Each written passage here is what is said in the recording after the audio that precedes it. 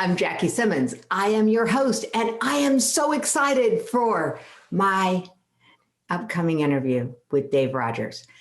Have you ever met someone who you just knew had been on a journey that you were headed towards so that they actually could show you the way?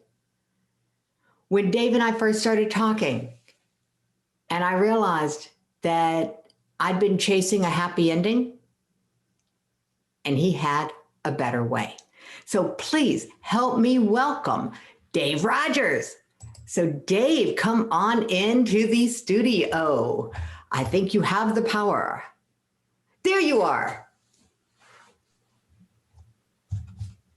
Hello, say something. Hello, Jackie. Congratulations. Thank you so very much. You're doing an absolutely great thing. And I'm so privileged and pleased to be here with you.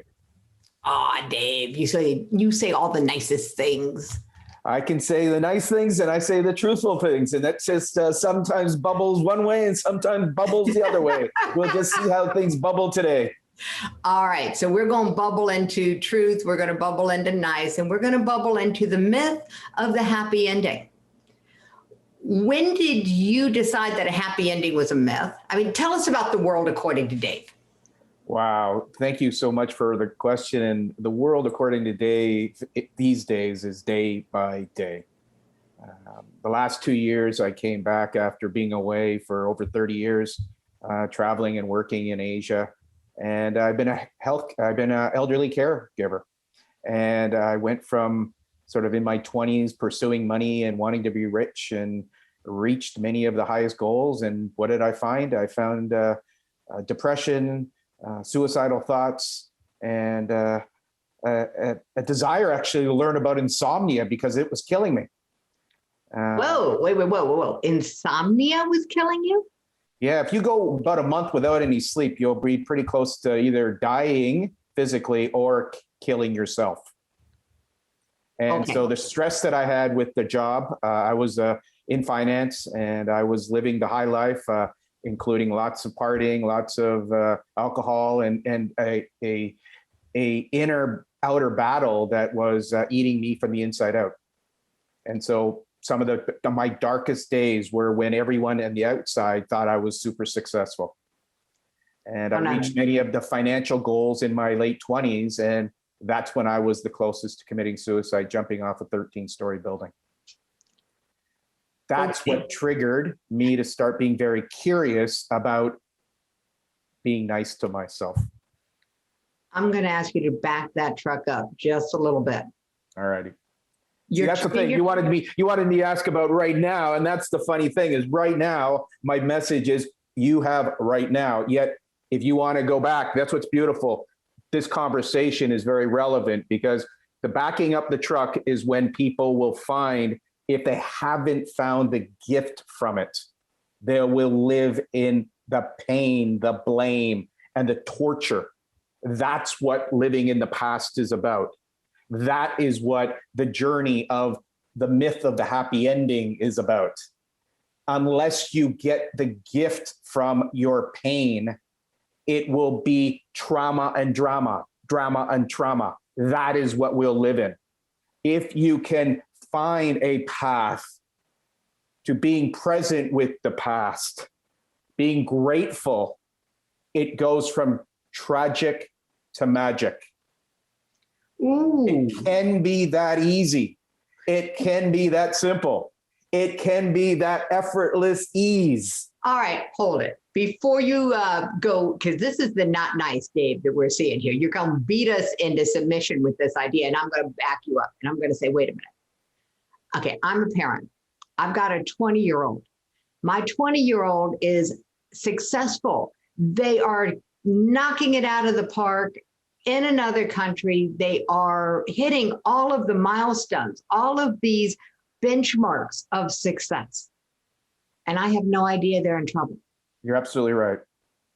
They could be going through torture in their mind. The biggest thing I find with young people, and this is the study, which is beautiful. I do invite people to study the Book of Changes. in the 20s, what will often pulverize a 20-year-old is something called imposter syndrome. It incurs in them. A parent might not have any idea. They see the kid, you're so successful, you got a degree, you're doing so well. Yet inside, are they ripping themselves apart? I did a very good job at that. Well, it's not isolated to 20-year-olds, just saying. No, actually, the teenage years, I actually, in the process, my poem representing teenage years is called Tears, Fears, and Mirrors. Tears, fears, and mirrors. So take us to the energy of you being a teenager, being a 20-year-old. And then you gave this really short story of, top of a 13-story building. So take us there. What brought you to the top of a 13-story building with the idea that you would throw yourself off of it? Well, it was the story that I was telling myself was that I'm useless. I hate myself. I look at the mirror and I swear I relive the traumas that occurred when I was 7 years old, when I was bullied, when I was beaten up. That gave me the power to be a very good athlete, because when it's turned on, that aggression's great for sports. Yet when it's turned inside, and the self-talk and the devastating self-loathing becomes exaggerated and amplified through alcohol, through violence, through sex. These are addictive behaviors that amplify the experience. This occurred when I was living in Japan. And the thing that living in Japan, you find, is the longer you're there, the higher the highs and the lower the lows. So one day I'm there coaching the Japanese national lacrosse team, celebrating with some of the greatest young athletes in Japan. And the next day I'm by myself looking at a mirror, 45 pounds overweight, and all of those stories from childhood. You're useless, you're stupid, you're such a failure, you're dumb, you're an idiot, smashing the mirror. Why don't you just kill yourself? That was a story. And that's the story that led to the 13 stories. Now, the 13th story was I was having a house party, because my house was a party place in Tokyo. And somebody who came to the party uninvited dropped acid in the drinks of everybody at the party. And so here I am, an apartment on the 13th floor, and this guy dropped acid in the drinks of people. And immediately people were acting really, really strange. And I got so angry, I cleared out the apartment. I asked them all to leave. I didn't ask them to leave from the 13th floor. The elevator was appropriate. Yet then I hit rock bottom that night. That what had I become? What type of life was I leading? And like I was saying, I was drinking 6-7 days a week. I was way overweight, and I was living life on a string. And that night, I seriously considered jumping. I remember crying and smashing my window, because when in Japan, you sit on the floor to take a shower, and I smashed the mirror, and something that night snapped, as if when I went on the 13th floor balcony, pushed back and said, you're going to change. That day, I did have a change where for the next 30 days, I didn't drink. I decided to get back into shape. I started reading a book that helped me get a better relationship with me, and started a process. And it's funny thing, when I hear the comment, just love yourself. My thing is, it has to start with liking yourself. And for me, that was a big bridge. Could I, in fact, my mission was, could I learn to like myself? And being curious, very curious about ways that I could like myself, changing the words, changing different aspects of being kind to others. Now, it's great that that process can step by step, day by day. And that's where your first question, today it is day by day, because I will be honest, there are still days that come and play, and it can play hard in a negative way. Those strings, that DNA, that energetic charge, I honestly, today, don't believe it goes away. In fact, I'm giving it that honor that those thoughts of self-devastation may stay with me until the day I leave. And that's probably why I'm also very humble about it and aware that it is day by day. There we go. That's amazing. All right. I'm going Holy Toledo. Where do we go? Did I go back to that date well enough, clear enough? Because again, you did, because this is really important for people to understand that anything can be the trigger. Anything can be the trigger for that moment where the option of taking your own life seems like a good idea. Often it's about getting out of pain. Often it's about. For you, it was about getting out of the pain of beating yourself up.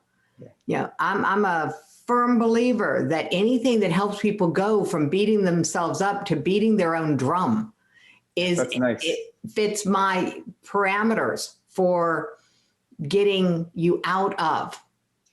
And Jackie, as you know, because every time we've spoken, so I got to take that little phrase you said, and this is every time you and I have spoken, there is a beating of the drum. So I just did a full moon ceremony, and the next ceremony, we're inviting somebody to assist us in making drums.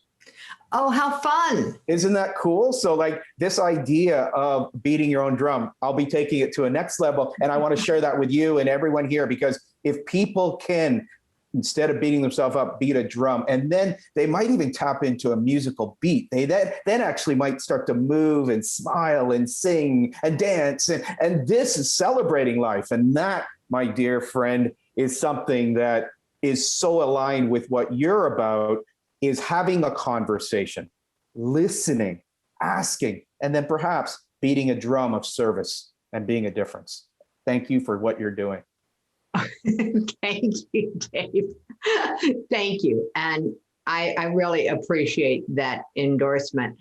The whole purpose behind doing the interviews is to help people find what I call stigma-free solutions to the beating yourself up and pure prevention ideas, these steps that anyone can take. You don't have to wait until you're a 13-story story.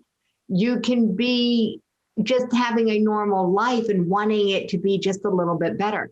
And especially if somebody is around other people, like you said, you're not actively parenting, but you are actively caregiving for your parents. And well, I have a 20-year-old also. So I've got the best of, again, a world that I honestly really do believe the guides have been blessing me with is, on the one hand, I have a 20-year-old who is one of my greatest teachers on the planet. And then I have my parents who are 81 and 82. And my father almost died right before COVID. He broke his hip and he was in the hospital. And so we had our traumas, yet we had a consciousness or a compassion. I would say, I like to use compassion these days. It seems a little bit more real than conscious living. No, how about compassionate and kind? Compassionate and kind works for me, because conscious, guess what? Conscious is not an emotional state, and we live from emotional states. Yeah. And so the one I like to fuse there is curious. And so that's where you're doing such a great job by interviewing people and asking questions and then listening.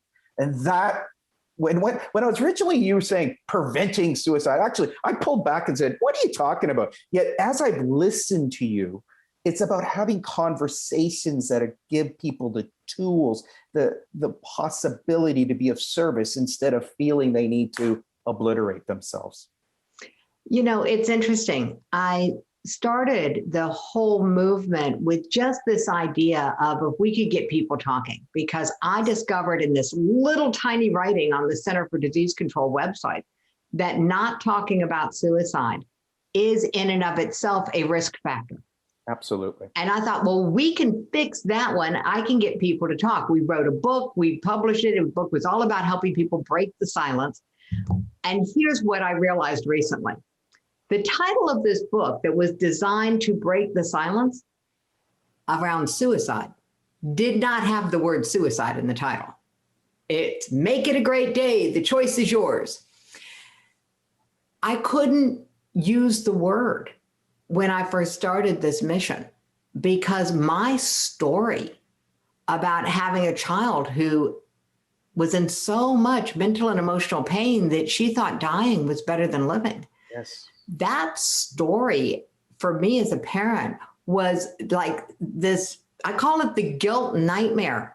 Yes. And I even call it the guilt nightmare because I couldn't utter the word shame around it. But that's what the internal story had been. Talk about beating myself up. Yes. It wasn't until I had to, and I say had to because I got a TEDx coach right before my TEDx stage who said, Jackie, you have to tell them about that day. Right. And it was just a day, Dave. That's why I asked you to go back to that 13 story because it was just a day. There was nothing unusual about it from my point of view. Correct. And my TEDx coach said, well, can you ask your daughter? So I asked my middle daughter, Stephanie, I called her up and the conversation was, hey, I'm doing the TEDx talk, it's about you. And I'm supposed to tell the story of that day. And Stephanie, I don't remember. And Stephanie started laughing. And she said, Mom, it was the shopping. And I went, oh my God.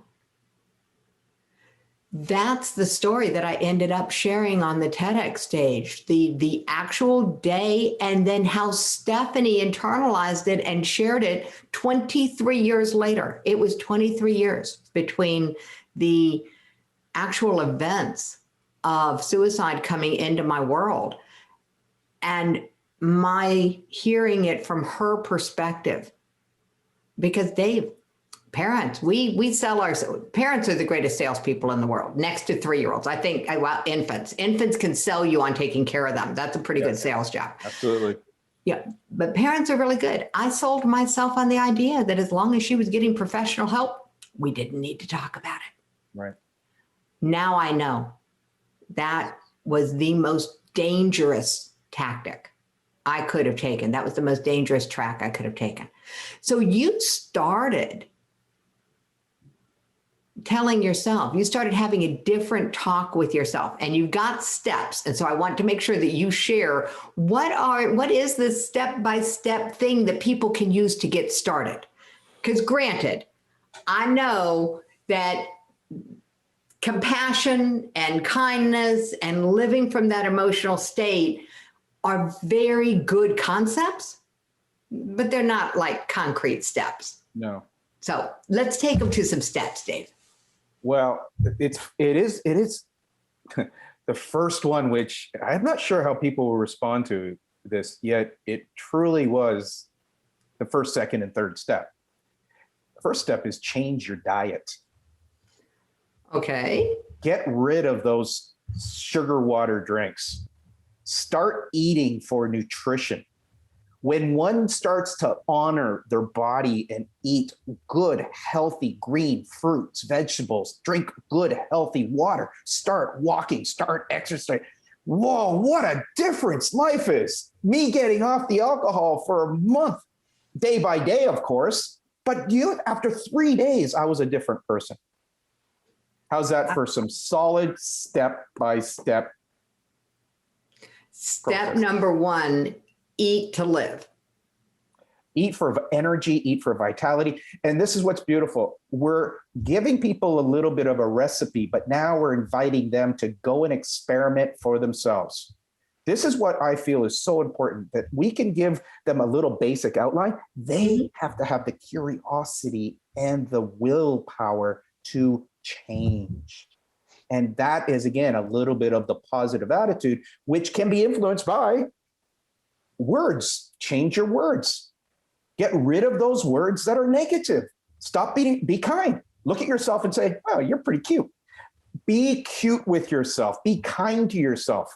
Yet that's, again, the words have power. So change your words. And next time you beat yourself up, actually write down the words so you have the recipe to make yourself feel crap, because that recipe is useful. You change one of the ingredients of that recipe, it might not have the effects anymore.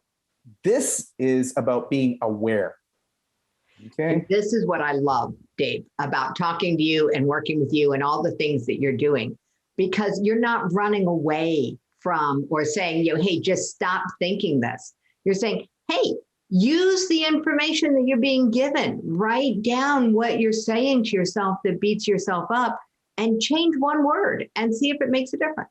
And that's what's fun about it, is that a lot of it's recipe driven. And so we have recipes to feel good. Like, and just, we haven't been taught that, go write down your recipes to feel good, to feel kind, to feel happy.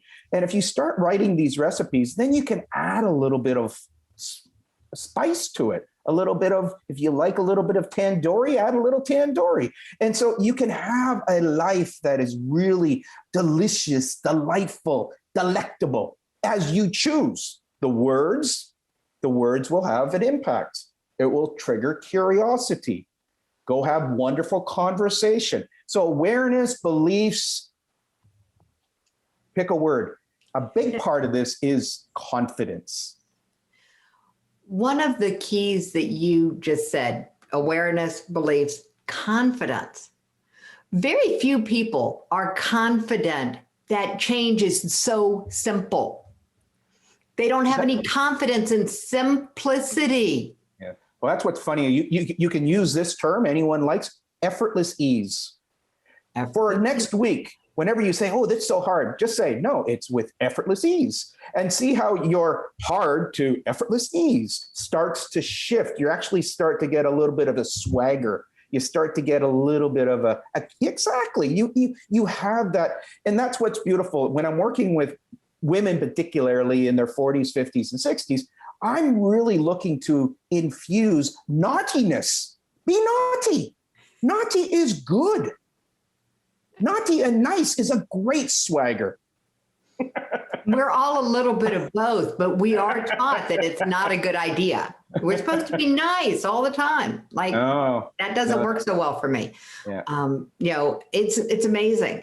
It's one of the reasons that I actually decided to host my own radio show, is because I'm not a great guest. I will interrupt. The naughty behavior. I mean, I'll interrupt people, and it's like, anybody who comes on my show as a guest has to sign the disclaimer. It's okay for Jackie to interrupt. Yeah, and it's like, it's part of the swagger of let's keep it exciting, let's get it moving, because I'm very short on patience. We have enough time. We always have enough time. And I want to make sure that we cover this in depth for people. So if you've got questions, pop them into the chat and make comments on the video if you're watching the recording, because here's what's going to happen. You're going to end up with your own recipe for feeling good out of this. And a good recipe is worth its weight in gold. We've got a recipe box. And Jackie, almost as important, you'll also, if you're aware that the recipe for sadness, the recipe for loneliness, the recipe, that's valuable too, because like the topic today, the myth of a happy ending, life truly becomes amazing is when you have an honoring when you are sad, when you are lonely, when you are depressed. It's not you're stuck there. It's you've got really good at that recipe. And when you choose that you might want to go back to a different state, you can change the recipe or you can change the record or the song or the dance, your metaphor. See, we've got people today, they're going to be, as our previous speaker was just sharing, different people are driven by different things. I love the book, The Love Languages. Go and start studying, go start learning, start growing. That is a great recipe to start feeling that you're not an idiot, that you're not stupid, you can't learn, which again is a record. It's a recipe for feeling bad. There is no doubt. So, and I agree. It's important to know what our recipes are that lead to the different emotional states that we feel.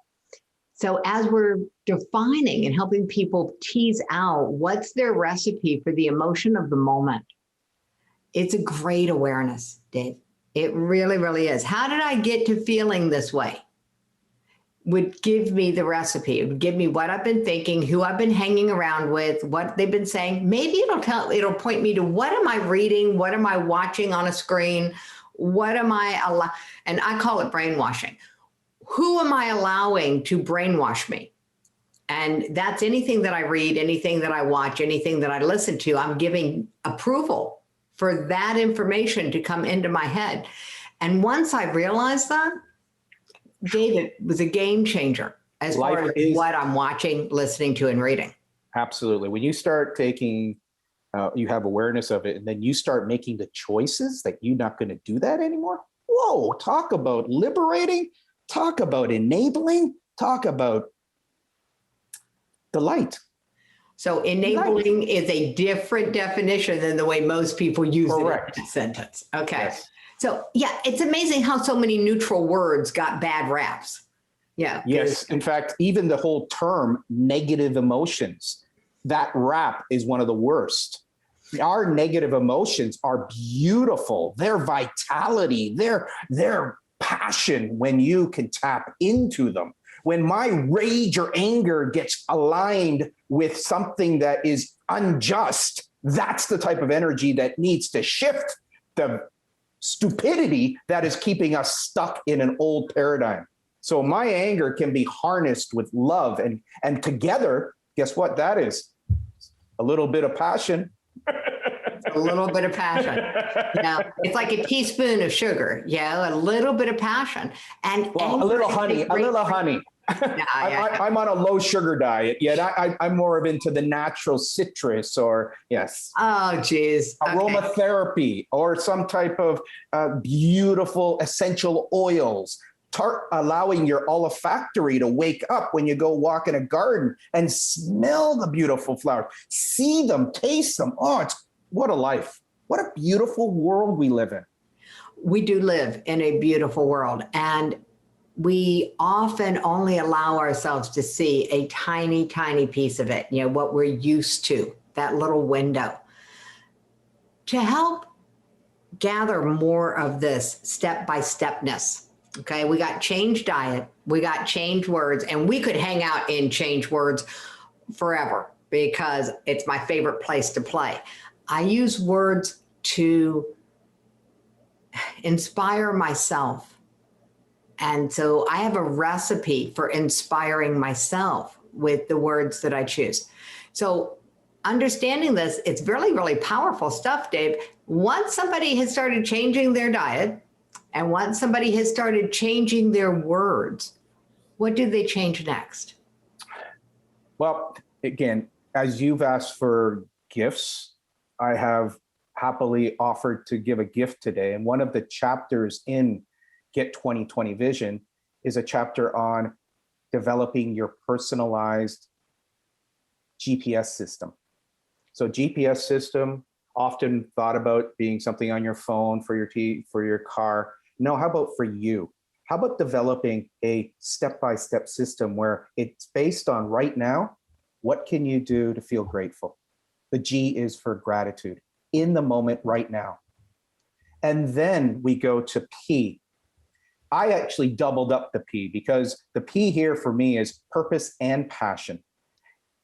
Yet those words are very frustrating for a lot of people because they haven't simplified it as you've used the word simplify. And so I've simplified purpose and passion as, what would you like to do?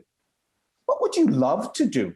And write down a list of 20 things that in the next week you can do. Maybe you want to learn to paint, dance, write a poem. So like to do and love to do. And your purpose and passion will flow out of experimenting with those over the next 1 week to 1.5 years. And then S in your GPS system. So here you are right now, gratitude. You've got this mapped out. The next week and the next year, you're going to be doing some experiment with learning, experimenting with creativity, innovation. And then the S, which you found and you've been sharing, it's to be of service to others. The S in GPS system is in the next 3 years, if you had $100 million in the banks, who or what group of people would you be of service to?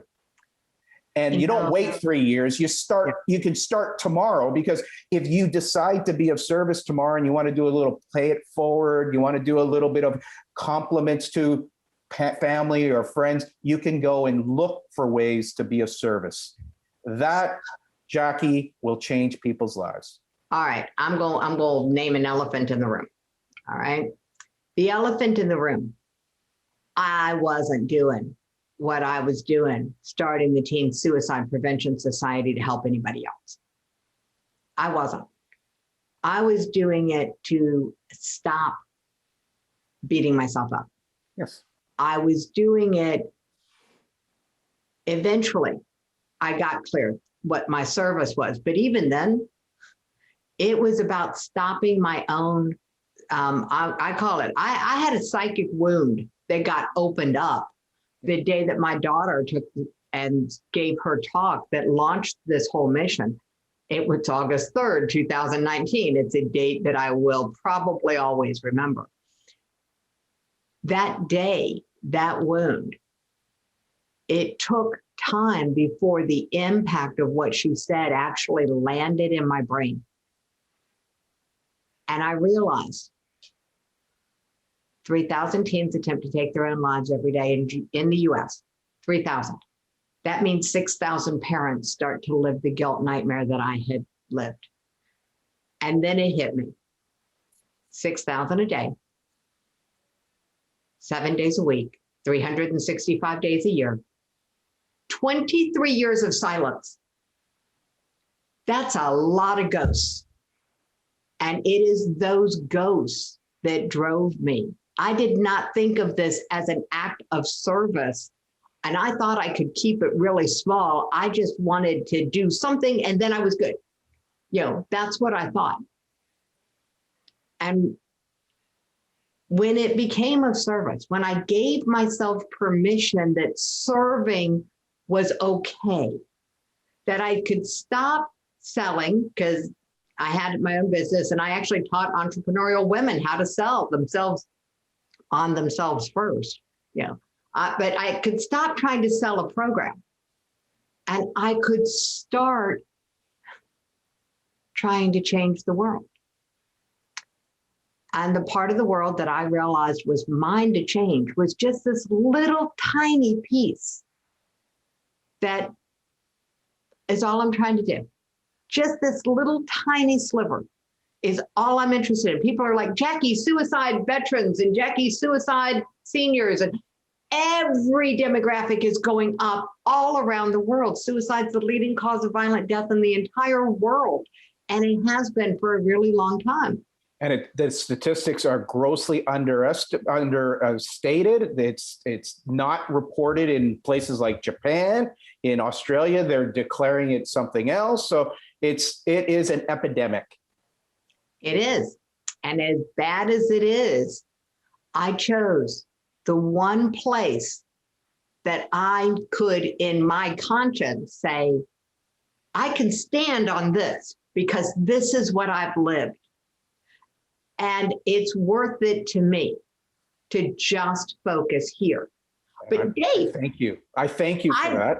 I'm like living this whole roller coaster because as we talk about the myth of a happy ending, I thought that I would have this happy ending after writing that book, getting that book published with all of my friends writing stories. And then I thought I would be done after I stood on a TEDx stage and that would be done. And now I could go back to my business.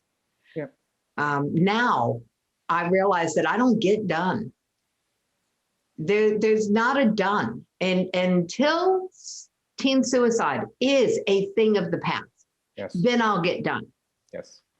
And I'm going to warn everybody, hey guys, you start going at this life with gratitude and purpose and passion, and you get into service. Don't think you're ever going to retire because you don't get done. Yeah. And I've had to, I'm doing the disclaimer. Here we go. The events that we are discussing, the information that we are sharing could be addictive. Sorry, forgot to tell you that at the beginning. Yes. Oh, well, this is going to be fun. This is actually another one of the concepts I like, is that there are some positive addictions. Yeah, these are the addictions that you want to have. Why? Because they lead you into having a life that you love. Yes. Addictions that lead you into having a life that you love are addictions worth having. That's right. And so this is one of them. Creating your own GPS, your own guidance system that's based on your personal stuff. Your personalized calibration system. Oh, there we go. All right. So calibrate us a little more. So we talked about the physical side with the body and the body temple, and really honoring, and eat slowly, and even learn to sing a song while you're eating. Huh? Whoa, pause. Eat slowly, I've heard before. Eat less, chew more. I've seen the signs. But what is this sing a song while you're eating? I was in Japan, actually, when I had my transition, and I went to an integrative healing workshop in the top of a mountain, and we had 60 Japanese seniors come in, and there was 30 foreigners invited once a year to this temple. And when we ate the food, which was grown there, we would sing, and they would sing in Japanese, we would sing in English. It was chew, chew, chew your food. Chew, it's so good for you. Chew it long, it'll make you strong. Chew, chew, chew. And so for 60 seconds, you would chew Japanese rice. And the thing about Japanese rice specifically is it starts getting more delicious after about 35 chews. And most rice around the world, it will actually totally disintegrate. But Japanese rice is a special blend, and it gets more delicious. Yet if you sing that song and you're eating, so you sing it in your head or you sing it aloud, we sang it both, and you'll eat a whole lot less. Within 15 minutes, you'll have eaten less, yet you'll have a lot more nutrition because you put the blessing into the food, into the water, and that can be a simple, another approach that will allow people to live with more awareness. That's going to haunt my brain for the rest of the day. I can see it coming now. Not that bad, is it? Come on. No, it's not bad. Actually, this is great. Okay, so you're gonna have to sing it again. Chew, chew, chew your food. It's so good for you. Chew it long, it'll make you strong. Chew, chew, chew. All right. I know that Katie is going to get those lyrics together for everybody and put them into the chat. And we will do that on our breaks. All right. This is going to be so much fun. Okay. So that's the body side. Yes. Continue. Thank you for allowing the pause. And then we had the gratitude, the purpose, passion, and the service. And I agree with you that this idea of service, why it's sort of a 3-year plan, is because it allows people to practice being of service. And it's like when we have this mindset, this seed we plant, that when we see somebody who might benefit from walking across the street with them, we become more conscious and more kind. And that service is really the infusion, practical steps that I've learned being an elderly caregiver has really about patience, compassion, and curiosity. That's how I've been practicing service. And so asking people, being more patient allows compassion to nurture from within. That's lovely. Patience, curiosity, compassion, and you said another one with P. Well, patience is the big one, especially as an elderly caregiver. And for most people who are in the rat race, that some of these, like, again, for you to find purpose and passion, everyone wants it right now or yesterday, and they get frustrated. No, experiment. Like, go and take an art class or a music class or a dance class, and then maybe go to a senior center and help out set up with the musicians and allow it to unfold. Because many people, in my case, it was being traumatized at age 7 and at age 9 with music and arts. Having an art teacher who told me I had no ability, having a music teacher who told my mom, save your money, he's got no talent. And so for 50 years, I didn't do either one of them. Yet in the last year and a half, as I've experimented with art, I enjoying it so much. And you want to know what the coolest thing though is? My mom, for the very first time since she was a child, is painting. Really? How cool is that? That's really, really, really, really cool. Okay, I like that a lot. So your mom is painting. So it's your attitudes of impacting everybody. She comes down and she sees me painting and drawing and doing poetry. And like last time she saw me, I was an angry 23-year-old guy who wanted to be a multimillionaire, going to go move to Tokyo to make millions. And now I'm laughing, I'm drawing, I'm painting. And then the last 2 months she started.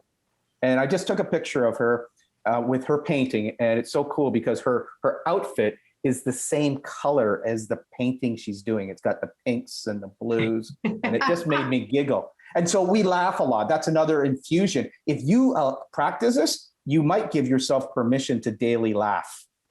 I have actually encouraged people to do laughter yoga because, and another thing that I did 2 years ago was decided to go become a yoga instructor. Somebody who couldn't touch their toes decided to be a yoga instructor, went to India and came back and was a volunteer at the YMCA for seniors.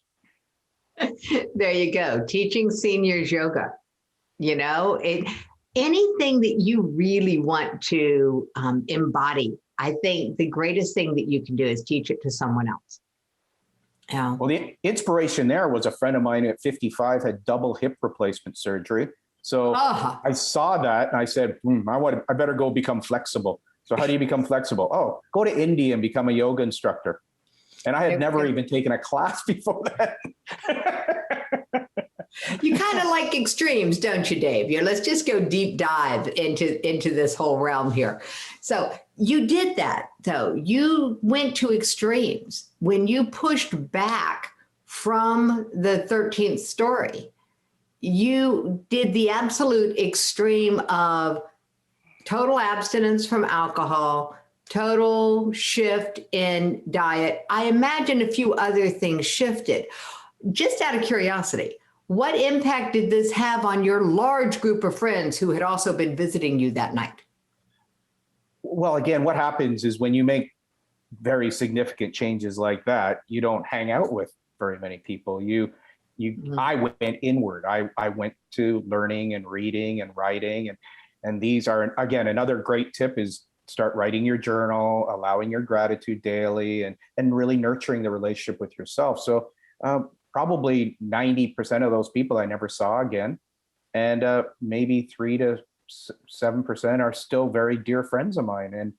And 2 of them particularly, I actually wrote them up in my book and thanked them for saving my life because they happened to visit me in Japan and they were coming for a week.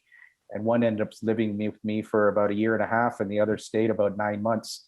And so they really worked with me through my darkest times. And they were just traveling the world, and the way the universe works it is they kind of dropped in on me and were part of the transition of transformation. Now, I have an open loop, and as a storyteller, I love them, but I've been told that it pisses people off when I don't close them. So let's close a loop that we started. When you were telling the story of that night in Tokyo, there was some guest who had not been invited, who then took it upon themselves to give acid, we'll call it what it is, LSD, right? To everybody in the room without their knowing it. He dropped it in the drinks, yeah. Yeah. So just without being too blunt about it, did you drop him off the balcony? Then, did you chase him down and have a heart-to-heart with this guy? Actually, to be honest with you, I never saw him again. Wow. Yeah. He was your guardian angel. I believe he actually, there is a good friend of mine who knows him. And we sort of call him things like that. Yes.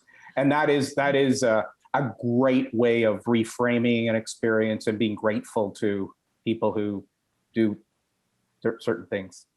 the Oprah got famous for the feather, the brick, the Yes. feather, the 2x4 and the brick, or something, like some combination of these. Yes. We get the nudges. Wayne Dyer's book about the two children who are in heaven, and they say, well, I want to have this experience. And then, well, when you're there and you're experiencing that pain, and I'm doing it to you, please forgive me. So there's something that's so amazing when you tell stories. And I thank you for bringing the story loop, because that is something I'm working on too, because I think the story loops are so important. And when we read some of these beautiful stories, like from Wayne Dyer and other writers, and that's a beautiful thing about children's books, and encouraging people to share stories and maybe do collaborations where some of your stories might light the fire as a candle lighting another candle. It's really, I think, incumbent upon us to find as many ways as we can to get our messages into the world. The idea, Dave, of the book, the 2020, which I love, and thank you so much for the gift that you are giving to everyone, which is what we were discussing, has all of these tools and things in it for everyone to just explore. It's such a generous gift, and I am delighted that we're able to help you get your information out, because it's so useful. It fits every aspect of my parameter for, this is a solution that you can start putting into place before you have the problem. You don't have to wait for your dark night of the soul. What if you could just, turn the lights on earlier? And then you don't have to ever worry about it. I call it backing people away from an edge they don't even know they're near. And for you and for your parents, you were on an edge and they did not even know. Absolutely. And that's what started this, Dave, and why I was so grateful that you were willing to come on the show and tell your story. Well, thank you so very much. And I look forward to other opportunities to serve and assist the movement, because I truly believe it's worthwhile, and it's time, and you're doing some great work. So I really appreciate that. I just got that on recording, Dave. Absolutely. I'm looking for talk teachers. I'm looking for people who can actually teach the talks that save lives. So I'm starting that training program. So we're going to have a talk. Well, you're aware that again, part of one of the funny little stories is I used to be afraid of public speaking. So a few friends of mine, and we got together and we started the Asia Professional Speakers Association. And so when you're facing a fear, isn't it great to go through it and do something that makes a difference? And a big part of that is finding your fear and finding ways to step through it. So I think what these talks are really very powerful, and hopefully people can develop a self-exploration. And then when you would like to share and you'd like to serve, there's going to be platforms like this to be able to spread the message. There are, and thank you, because that's just beautiful. And I'm hoping, somebody said, Jackie, aren't you afraid of basically competition? I mean, there are so many suicide prevention programs out there. There are so many self-help gurus out there. And I'm like, competition in my mission? Bring it on. Bring it on. There cannot be too many people beating the drum of you don't have to wait until somebody's in trouble to do something about it. You can be part of the solution, not waiting for the problem. So bring it on. And so, Dave, we're going to have another talk now, because if you've got a speakers organization, that's something I'm going to be interested in. Both sides of the microphone. The power of this conversation, Dave, the clarity of your vision and your willingness to share your story are things I'm very grateful for. So thank you very much. It's been a pleasure. Thank you very much to Katie also. You got a great team there, Jackie. Congratulations on aligning the team and working so well together. It's been a real pleasure. All right, I'm going to just put this in here, because we talked about divine intervention and guardian angels and stuff. And I am blessed to have Katie on my team because her company decided to lay her off during COVID. And that's the only reason. So I'm grateful to them, even though I wasn't at the time. It took perspective. Now I'm really, really grateful. So give yourself the gift of perspective, everyone. Let time do its job. Thank you, Dave.